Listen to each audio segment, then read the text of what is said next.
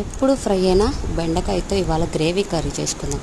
ముందుగా 4 టమాటోస్ని ప్యూరీ చేసుకొని, బెండకాయని 1.5 ఇంచ్ సైజులో కట్ చేసుకొని, ఉల్లిపాయలని చిన్న చిన్నగా, పచ్చిమిరపకాయలని సన్నగా పొడుగ్గా కట్ చేసుకోవాలి. 4 టేబుల్ స్పూన్స్ ఆయిల్లో మనం కట్ చేసుకున్న బెండకాయలని బాగా ఫ్రై అయ్యేలాగా వేయించుకోవాలి. మరీ నల్లగా రాకూడదు అలా అని, బట్ 80% కుక్ అవ్వాలి.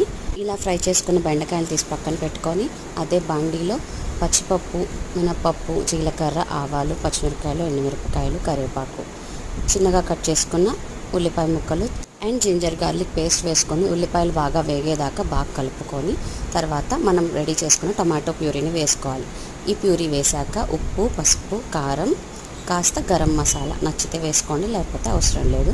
బాగా కలుపుకొని మూత పెట్టుకోవాలి. కాసేపటికి ఆయిల్ తేలుతుంది. ఆయిల్ తేలాక రెడీ అయినట్టు. మనం పక్కన పెట్టుకున్న బెండకాయలు దానిలో వేసుకొని కొత్తిమీర చల్లుకుంటే రెడీ. ఎంజాయ్.